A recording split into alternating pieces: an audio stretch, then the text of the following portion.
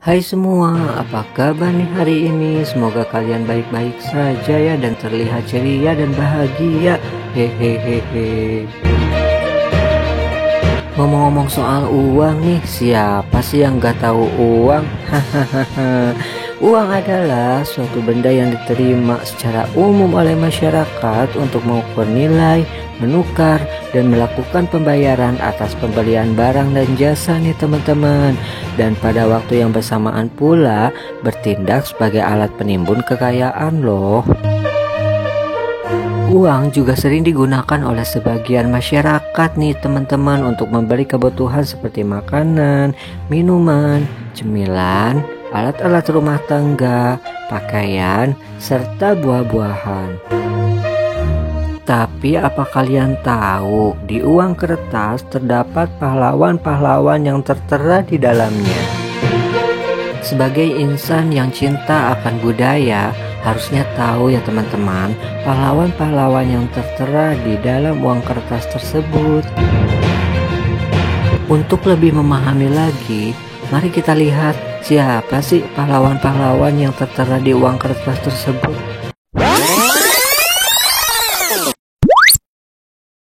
Uang Rp1.000. Biografi Cut Nyamutia. Saya Cut Nyamutia. Saya merupakan salah satu pejuang wanita dari Aceh yang telah diakui sebagai pahlawan nasional Indonesia. Sama halnya dengan para pejuang dari tanah rencong lainnya, seperti Cut Nyadin, Tengku Umar, Tengku Cik Ditiro, dan tokoh pejuang Aceh lainnya.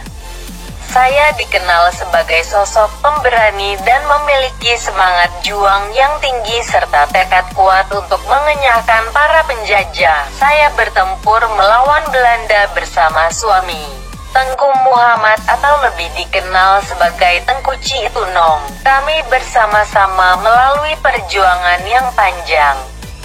Namun pada akhirnya Tengku Citunong ditangkap oleh pihak Belanda pada bulan Maret tahun 1905. Tengku Citunong kemudian dijatuhi hukuman mati oleh Belanda di tepi pantai Lok Semawe.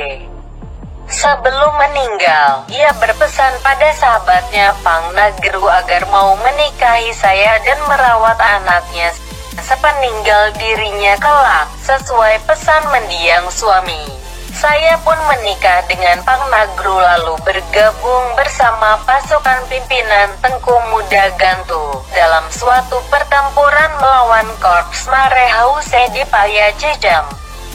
Pang Nagru tewas dalam peperangan pada tanggal 26 September tahun 1910 sedangkan saya berhasil selamat. Saya bersama para wanita lainnya yang masih selamat kemudian melarikan diri ke dalam hutan. Setelah kematian Pang Nagru, saya masih terus melakukan perlawanan terhadap Belanda bersama sepasukan kecil pengikut saya. Kami berusaha menyerang dan merampas pos-pos kolonial sepanjang perjalanan kami ke Gayo melewati hutan belantara. Namun, pada pertempuran di Alue Kurieng tanggal 24 Oktober tahun 1910 saya akhirnya gugur akibat tembakan peluru tentara Belanda. Atas jasa-jasa itu, pemerintah menganugerahi gelar pahlawan nasional pada saya di tahun 1964. Uang Rp2.000. Biografi Muhammad Husni Tamrin. Saya Muhammad Husni Tamrin. Saya adalah tokoh Betawi yang memiliki darah Belanda dari kakek saya, sedangkan ayah saya seorang Wedana tahun 1908 di bawah Bupati. Setelah menyelesaikan pendidikan di sebuah sekolah Belanda, Koring Willem II, saya bekerja di kepemerintahan sebelum akhirnya bekerja di perusahaan perkapalan Koninklijke Pakkersvaart Maskapis tahun 1927. Saya terpilih menjadi Dewan Kota Jakarta tahun 1919, Kemudian tahun 1935 dipercaya menjadi anggota Volksraad Dewan Rakyat mewakili kelompok pribumi atau Inlander. Tahun 1939 melalui mosinya meminta Indonesia, Indonesisch dan Indonesier atau Indonesia, bahasa Indonesia dan rakyat Indonesia digunakan sebagai pengganti Nederlands Indi, Nederlands Indische dan Inlander. Berasal dari keluarga menengah dengan sebagian darah Belanda mengalir tubuh saya, tak membuat luntur saya membela rakyat Indonesia. Di dalam Volksraad seringkali saya menunjukkan perlawanan atau kebijakan-kebijakan yang tidak berpihak pada Indonesia dan hanya menguntungkan Belanda, seperti pembangunan perumahan elit Menteng dengan anggaran prioritas daripada perbaikan perkampungan kumuh. Juga penetapan harga beli komoditas hasil rakyat yang lebih rendah daripada hasil perkebunan swasta Belanda. Juga terkait pajak serta anggaran untuk angkatan perang yang jauh lebih tinggi daripada anggaran untuk pertanian. Saya juga aktif di organisasi Partai Indonesia Raya atau Parindra. Sejak bergabung tahun 1935, bahkan tahun 1938, terpilih sebagai ketua setelah Dr. Sutomo meninggal. Saya merupakan salah satu pelopor bergabung yang 4 organisasi nasional dalam satu nama Gabungan Politik Indonesia atau GAPI di bulan Mei 1939 yang memiliki 4 tujuan utama, yakni Indonesia menentukan nasib sendiri, persatuan nasional, pemilihan secara demokrasi, dan solidaritas antar warga Indonesia dan Belanda untuk memerangi fasisme.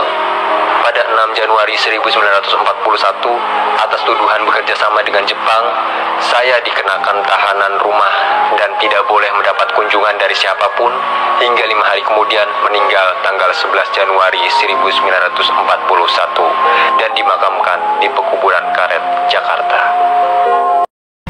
Uang Rp5.000. Biografi Kiai Haji Idam Khalid. Saya Kiai Haji Idam Khalid. Saya lahir di Satui, Kalimantan Selatan tanggal 27 Agustus 1921. Saya adalah salah seorang politikus dan menteri Indonesia yang berpengaruh pada masanya.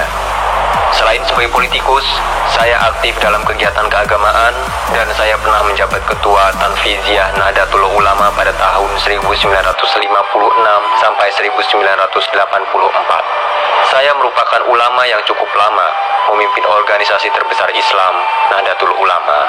Keterkaitan saya dengan NU dimulai pada tahun 1952 ketika saya aktif dalam Pemuda Ansor, organisasi bawahan NU. 2 tahun kemudian, saya sudah dipercaya memegang jabatan Sekretaris Jenderal PBNU. Jabatan sebagai Ketua NU dipegang dari tahun 1956 sampai tahun 1984. Pada masa demokrasi terpimpin, saya mengambil sikap berpartisipasi dengan pemerintah, walaupun saya mendapat kritik dari berbagai pihak. Sikap itu diambil agar kelompok Islam terwakili dalam pemerintahan dan dengan demikian dapat memperjuangkan kepentingan umat Islam, terutama untuk mengimbangi kekuatan PKI yang semakin besar. Sebelum memasuki NU, saya sudah aktif di bidang pendidikan. Pada tahun 1940, saya menjadi guru di Madrasah Pondok Modern Gontor. Setelah kembali ke daerah kelahiran di Kalimantan Selatan pada tahun 1944. Saya memimpin Normal Islam School. Saya juga menghimpun sejumlah pesantren dengan mendirikan Intifad Al-Ma'ahid Al-Islamiyah. Kegiatan dunia pendidikan masih dilanjutkan saya ketika sudah menjadi pemimpin NU. Pada tahun 1956, saya mendirikan perguruan Islam Darul Ma'arif di Jakarta dan pada tahun 1960 mendirikan pendidikan yatim Darul Quran di Cisarua, Bogor. Pada masa perang kemerdekaan, saya berjuang di Kalimantan Selatan. Mula-mula saya bergabung dengan Badan Perjuangan Serikat Muslim Indonesia atau SERMI. Kemudian dengan Sentral Organisasi Pemberontak Indonesia Kalimantan. Bersama dengan Komandan Divisi 4 Alri Letnan Kolonel Hasan Basri, saya mendirikan Front Nasional Indonesia Kalimantan. Saya ikut bergerilya bersama anggota Divisi 4 Alri, bahkan diangkat sebagai penasehat.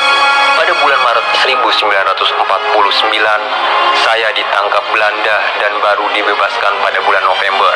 Di bidang pemerintahan, beberapa kali saya duduk dalam kabinet dengan jabatan antara lain sebagai Wakil Perdana Menteri dan Menteri Utama Bidang Kesejahteraan Rakyat.